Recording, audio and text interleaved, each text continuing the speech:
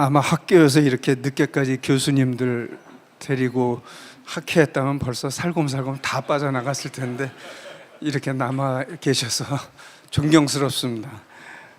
제가 맡은 분야는 이제 선교학과 이제 성경 비평에 관한 부분인데, 처음에 제가 글을 썼을 때는 빠르게 시간에 맞춰서 보내는 하고 좀 있었던 것을 조금 만져가지고 보냈다가 아무래도 우리 성수협의 방향과 좀 더 근접하게 글을 만들어야 된다고 생각해서 다시 그 수정본이 있었습니다. 그래서 이 책자에 들어가 있는 거 말고 아마 나눠드린 걸로 알고 있습니다.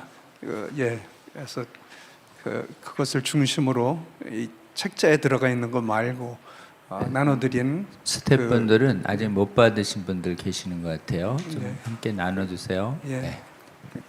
그냥 그런 말씀으로 그냥 하도록 하겠습니다. 저는 뭐 이제 선교를 전공으로 하는 사람이지만 성경에 근거해 보면 창세기 1장 1절부터 요한계시록 22장 21절까지 하나님께서 선교의 역사를 이끌어 가신다는 것을 기록해 놓은 것이라고 저는 믿고 있습니다. 그래서 그 선교가 또 선교 신학이 성경에 근거하지 않고는 바른 선교의 방향을 가져올 수 없다라고 생각을 합니다. 특별히 이제 이 모더니즘 시대에 접어들면서 과학과 이성과 비평과 합리성과 실증주의 이런 것들이 들어오기 시작하면서 성경 해석에도 영향을 주기 시작을 합니다. 이런 부분들이 이제 선교 신학의 방향성을 왜곡시키고 또 틀어놓고 있는 부분들을 보게 됩니다. 선교는 신학과 불가 분리의 관계에 있습니다. 특별히 선교 신학은 더합니다. 선교 신학은 일반적인 그 신학의 부분과 뗄래야 뗄 수 없는 관계 속에서 진행되고 있는데, 신학의 변화가 오거나 신학이 왜곡되거나 신학이 잘못되면 곧바로 선교에 영향을 미치게 되어 있습니다. 이런 변화의 이제 중심에는 소위 말하는 우리가 성경관 그리고 구원론, 구원관 이 두 가지가 가장 중심적으로 작용을 한다고 봅니다. 아쉽게도 이제 많은 선교 대회를 통해서 이런 부분들이 문제성을 일으키기 시작합니다. 특별히 이제 1910년에 그 에딘버러 세계 선교 대회 같은 경우에서는 다른 이유가 없었습니다. 복음을 전하자, 복음을 잘 전하자, 온 세계를 향해서 그 복음을 전해서 구원하자, 사람들을 구원하자라는 그런 데 다 일치성을 가지고 한 마음으로 되었던 대회라고 생각을 합니다. 근데 그 뒤로 10년, 한 15년 길게는 이런 시기를 거쳐가면서 그 선교대회를 통해서 서서히 우리가 말하는 성경적인 선교, 또 복음, 성경적인 복음에 대한 부분들이 문제성을 가져오게 됩니다. 그래서 소위 말하는 선교의 본래적 의미가 퇴색되어 가고 있고, 또 복음에 대한 해석이나 적용이 달라지는 것을 보게 됩니다. 결국 우리가 선교는 복음을 잘 전해서 죄인들을 구원하자고 하는 이 구원관에 확립이 되어 있어야 되는데, 이런 선교 대회들을 통해서 선교 신학의 변질이 되고 이런 것들이 선교의 방향을 왜곡시켜 버리고 말게 됩니다. 특별히 이제 1968년 이런 대회 같은 경우를 보면은 하나님의 선교라고 하는 전문 용어, 미시오 데이라고 하는 이 용어들이 많은 분야에 적용이 되기 시작하면서 이제 교회 중심적 선교에서 소위 말하는 세상 중심적 선교로 변화하게 됩니다. 그래서 많은 복음주의자들, 보수 복음주의자들이 그 당시 때에 이런 것들은 세속화된 복음이고 교회 선교를 사회적이고 정치적인 행동주의로 전락시켰다고 강하게 비판을 가하기도 했습니다. 그러나 대회가 진행되고 세월이 지나가면서부터 이제 포스트 모더니즘 시대로 접어들면서 더욱더 이런 부분들이 문제가 생기기 시작합니다.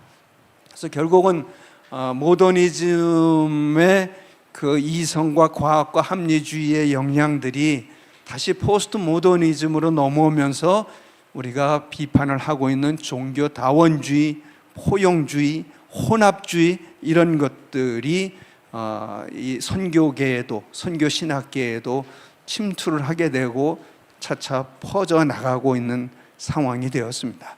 그래서 오늘날 우리가 다시금 성경에서 말하고 있는 선교가 무엇이고 성경에서 말하는 복음이 무엇인지에 대한 확실한 우리의 믿음과 증거가 없이는 앞으로 또 선교를 잘 이끌어가기 어렵다. 이것은 이미 역사가 가르쳐주고 있잖아요. 독일이든 영국이든 다 그런 데서부터 우리가 선교를 받았는데 지금 가면 세상 말로 정말 엉망입니다. 엉망. 그것은 결국은 신학의 문제가 있고 그 신학이 선교의 방향을 흔들어 놨기 때문에 이제 거꾸로 우리가 가서 그 사람들을 선교해야 될 상황이 벌어지고 말았습니다. 거기에는 다시금 또 짚어보면 결국은 성경관 그리고 구원론 이런 것들의 문제성이 드러났기 때문에 오는 결과다 이렇게 보고 있습니다. 그래서 우리가 제가 나눠드린 그 글들을 보면 이제 복음의 본질과 또 구원의 심각성에 대한 자각이라는 그런 타이틀을 놓고 우리의 복음이 무엇인지, 성경에서 말하는 복음이 무엇인지, 복음주의자라고 말하잖아요. 근데 복음을 말하는데 그게 진정한 성경적인 복음인지는 회의감이 드는 경우들이 많아요. 너나 나나 복음주의자라고 이렇게 표현을 하는데 진정으로 또 아니면 성경에 입각해서 저 사람들이 진정으로 복음주의자인가라는 것은 다시금 우리가 고개를 갸우뚱거릴 수밖에 없고 다시금 또 성경으로 돌아가서 진정한 복음이 무엇인지를 우리가 한 번 더 짚어봐야 될 필요가 있다고 생각이 듭니다. 결론으로 가서 우리가 선교신학의 근간을 이루는 복음을 전하는 데 있어서 다양한 문화의 형태에 따라서 전달 과정 속에서 여러 다른 옷을 입고 포장될 수는 있지만 우리가 그 안에서 변질될 수 없는 우리가 전해야 될 독특한 복음이 있고 독특한 신학이 있다는 것을 간과해서는 안 된다라는 것입니다. 종교개혁자들이 그 당시 부패한 사회를 향해서 진정한 복음의 능력이 무엇인지 증거하고 선포했다면 오늘날 우리에게도 마찬가지인 거죠. 오늘날 이런 다양화된 다원화된 시대 속에서 진정한 복음이 무엇이고 성경에서 말하는 복음이 무엇이고 그죠? 끝부분에 가면은 사도 바울이 그것을 정확하게 짚었다고 생각합니다. 사도행전 20장 21절 보면 내가 유대인이나 헬라인에게 하나님께 대한 회개와 예수 그리스도께 대한 믿음을 증거한 것이라. 거기에 회개와 믿음이 들어가 있습니다. 사도 바울이 결정적으로 복음이 무엇인지를 자기의 사역을 마무리하면서 짚었던 것이고요. 제가 여기서 기록하지는 않았지만 누가복음 24장 46절에서 48절까지 보면 그래 복음이 무엇인지에 대한 아주 간추린 요약이 그 말씀 안에 들어가 있다고 생각이 듭니다. 이 구원의 복음은 복음의 진리로서 우리가 타협해서도 안 되고 양보해서도 안 되고 절대적인 본질이다. 난 이거 양보하고 타협하면 이제 죽음이다라고 생각이 듭니다. 이것을 양보하고 타협해서 성공한 나라가 어디 있나요? 그런 지경이 어디 있고. 그래서 우리에게 지금 이런 것들을 통해서 강하게 외치고 나가야 될 부분들이 이런 것이다. 제가 시간이 몇 분 남았어요? 마무리.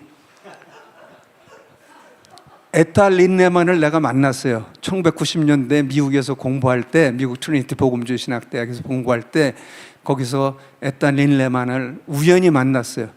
저녁에 우리 집에 와서 식사하시겠냐고 그랬더니 좋다고. 여자분이잖아요. 영어는 뭐 그렇게 유창하진 않았지만 그리고 밥 먹으면서 제가 단도직입적으로 질문했어요. 당신이 볼 때 루돌프 볼트만이 구원 받은 것 같습니까? 잠시 고개를 갸우뚱하더니 자기는 받은 것 같지 않대요. 이게 결론이에요. 아무리 멋진 신학자고 훌륭한 신학자고 대단한 신학자고 멋진 설교가가 될 수 있고 목회자가 될 수 있지만 구원을 잃어버리면 뭐예요? 구원을 받지 못하면. 근데 그 구원은 복음 안에 있고 그 복음은 우리 성경 안에 있어요. 그러니 성경을 우리는 수호할 뿐만 아니라 잘 전달하고 전파하고 선포해서 이 죄인들을 살려야 될 거 아니에요? 구원의 하나님의 놀라운 역사에 같이 동참하시기를 바랍니다. 감사합니다. 너무 감사합니다.